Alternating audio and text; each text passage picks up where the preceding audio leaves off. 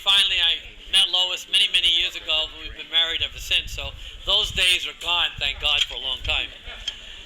Got a couple of kids. I got a bunch of grandkids now, between Lois' kids and my kids and the grandkids. We have an army every time we have things over. When I graduated from college, I did graduate with electrical engineering degree, worked for IBM for a while, and then I went into real estate, and I've been into real estate ever since, and we own and operate a number of apartment house units and helps pay our trips to New York to visit the guys here and visit all the good women here at our Boy Scout reunions. We also travel a lot. My wife and I, don't know what it is, we have this wanderlust bug in us, and we think nothing of going to Europe to ski every year, going to scuba dive out someplace where it's warm, in either Papua New Guinea or Bali or Indonesia or Belize or wherever. It's got to be warm though, because we only like warm water where we dive. Currently, we are living in San Jose. We have a home, many of you know, and some of you have been to, up at Alpine Meadows in the Sierras. And we always extend an invitation. If you're out in California, spend some time with us, especially up in the mountains. You guys are all Boy Scouters, Girl Scouters. You know, you've hung out with us for a while. It's not that bad. It's a Jewish cabin. You know, hot water. It's got washer and dryer, self-cleaning ovens. You know, so it's not that bad. Even though we call it a cabin, it really is a Jewish cabin. So you can really get to enjoy that. Currently, right now, we kind of work part-time. We only work about 3 days a week, sometimes 4 if it really presses us hard. And then in between that, we travel a lot, ski a lot. We ski actually close to 40 days a year. We scuba dive probably 8 to 9 days a year. And that does not include, you know, going on major trips. I mean, this year we went to Zermatt, Switzerland again, and we skied over the backside into Italy and stayed in Italy a couple of days, and then with backpacks came all the way back up with carrying grappa and porcelain, skied back down into Switzerland. So we kind of live a pretty exciting life. What are our plans for the future? To have more fun. We have a lot of grandkids now that we can have fun with, because they're the only ones that can keep up with us. We find that our kids cannot keep up with us, so we need the grandkids who are much younger, and they can keep up with us. And we hope that we can keep that pace. I mean, that's a hell of a pace that we keep. And I was glad yesterday, you got tired yesterday on that walk we did around Manhattan. She walks about 800 miles an hour, and I only walk about 30, so it gets pretty bad after about 6 hours running all the way down Broadway, running around places. So that brings you up to date. I give you the highlights, and if you got any questions, I'll stay after the meeting and you can talk with me. Thank you. Thank you.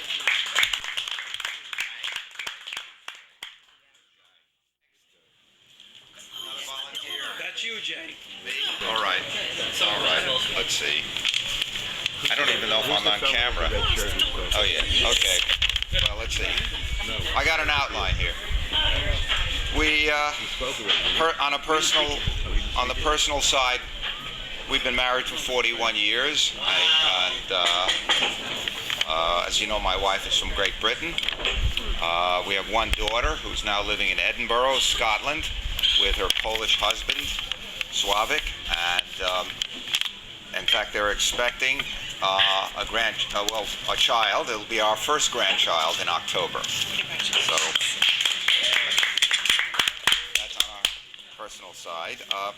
As you know, many of you know, I graduated from City College as an engineer in 1960.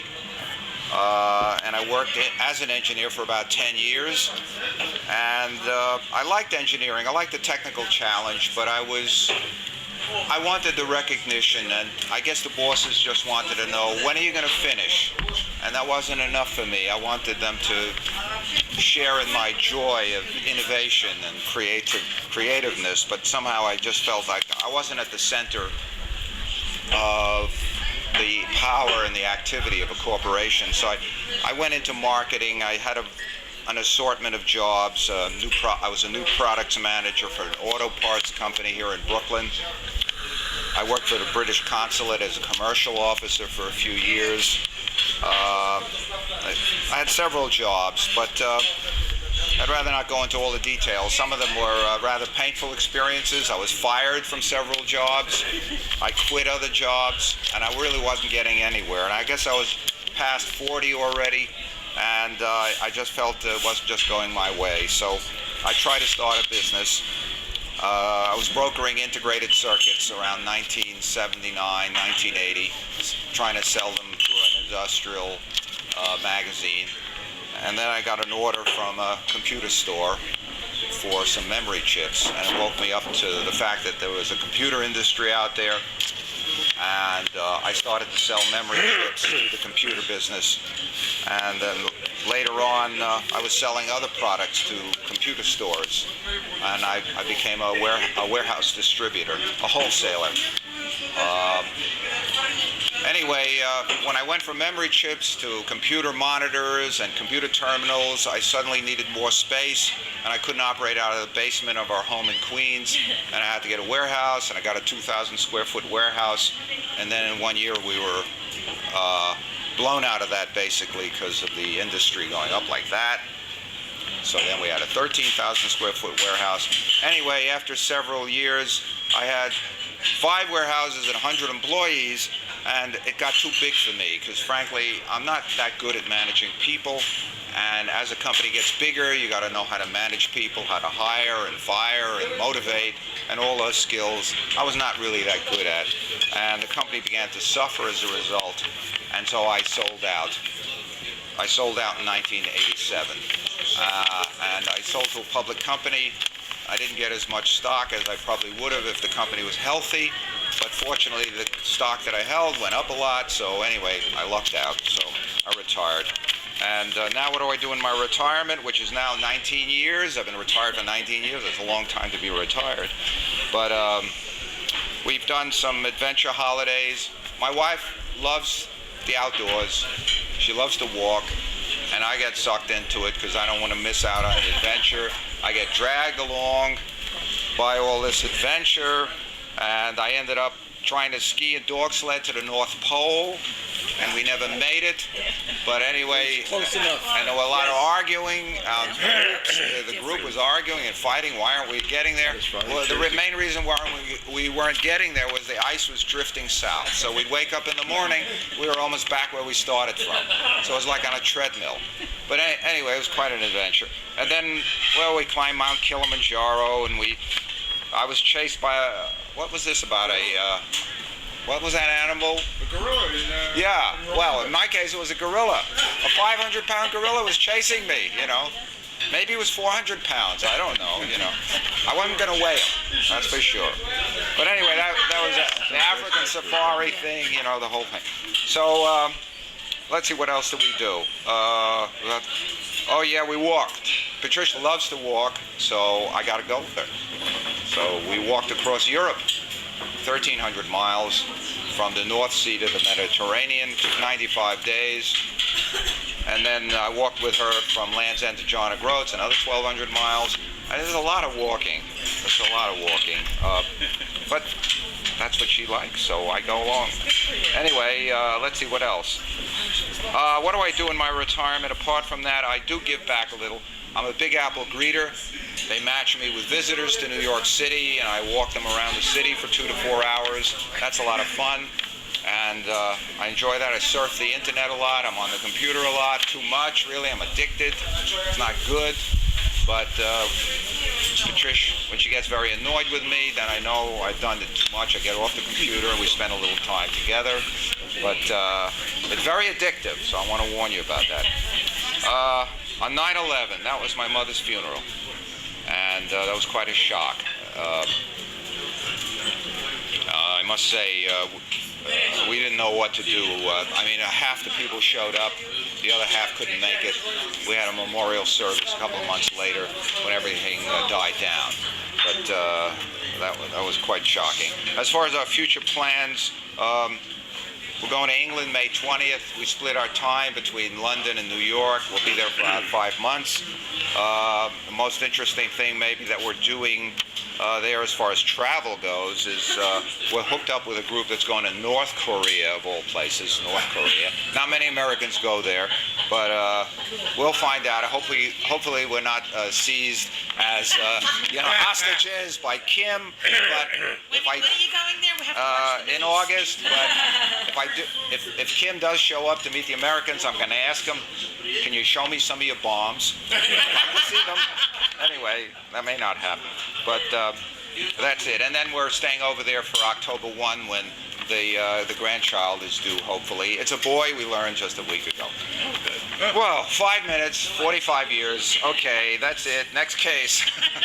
Very good, thank you. Modesty is.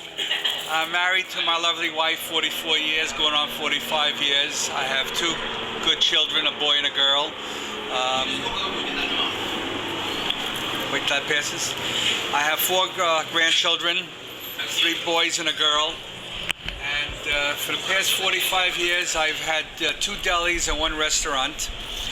And in 1985, I bought a deli in West Long Branch, kept it until 1995. At that time, I sold it and went to work for a pharmaceutical company. I've been with them 9 years. I run their office, and I keep myself busy working 5 days a week. The other time I'm busy with my wife and my grandchildren. We just sold our home in Jersey and we bought a place in Florida. Where? Well, in Boca. And we're renting here for about 2 years, and my wife is leaving in August for Ireland. My daughter-in-law is from Ireland. And we're going to do a little traveling together because on my job now, I was going to retire December 31st. They asked me to stay on, but I said if I can take off 3 months of the year, I'll stay, which he gave me, so we'll be traveling now. And that's 45 years in 2 minutes. But I don't have... What I really want to say is it's just great to be here, to see everybody. And I think the people that didn't show up are missing a good time. I mean, I know Al, Janice, and I, we know each other since we're 3 years old. That's quite a long time. And I'm glad that I came. I'm glad that I hope this is not our last one. We ought to start planning our next one. And let everybody have health and happiness. And I think that's really the bottom line, is to enjoy ourselves at this stage of our life.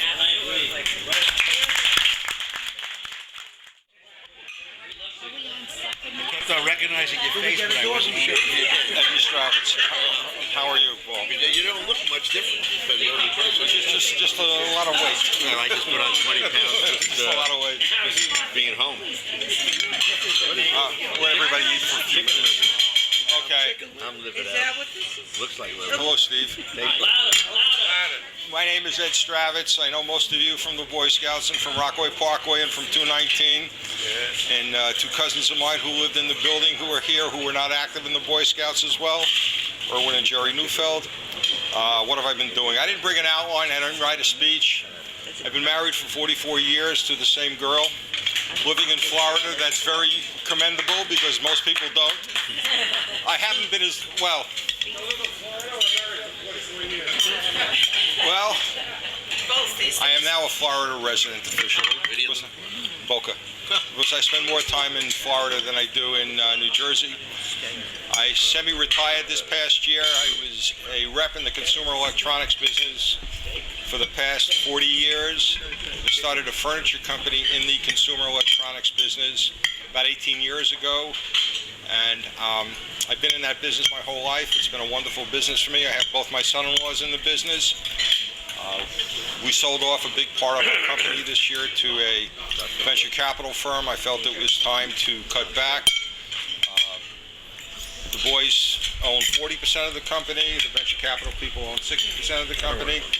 And my children and grandchildren don't have to worry anymore, which is a wonderful thing. But I've enjoyed life. I've enjoyed the friendships that I've made all through the years. These reunions are great. Most of us who have been to the reunions for the past 3 or 4 times have only Jay and Patricia to thank for organizing this and doing it right, as they always have. There's some guys who aren't here who were missed, like Lester and Bobby and Eddie and Linda, and a lot of other friends that are gone. I mean, Marty Chaikin was at our last meeting. You bring back names from Harry Warshawski and Phil Schneider. I mean, it just brings back a lot of great memories when you talk about Alpine Scout Camp and 10 Mile River and all the fun we had. And Harvey Bernstein carrying my young brother Howie, who got hit with a rock one day, and Harvey dragging him into the doctor. with a hole in his head. But these are things that you don't forget. And the friendships that you made, you don't see everybody very often, but you have very fond memories, very warm, deep feelings, and good memories. Where was I on 9/11? On 9/11, I was walking on the Cinque Terre in Italy when I got a phone call from my son-in-law that a plane had just crashed into the World Trade Center. And as we're on the phone talking, I said, was it a small private plane? He said, no, it was a commercial. I said, something's wrong. Something's radically wrong. That doesn't happen. And as we're on the phone, the second plane went. And the rest is history. But we're all fortunate. We're all here. You know, some of us have had some health issues. Others have been fine. And all I can say is it's been a great life. I have 2 wonderful daughters. I have 4 wonderful grandchildren, ages 16 down to 8. And life's been good. I can't complain. And I only wish all of us good health and many more reunions. This group was very, very ingenious. And if you listened to everybody and watched everybody, everybody had their own little niches, which brought a lot of satisfaction to me because I really wasn't as smart as everybody. And everybody knew how to build things and do things. And I was infatuated by the fact that we had such an ingenious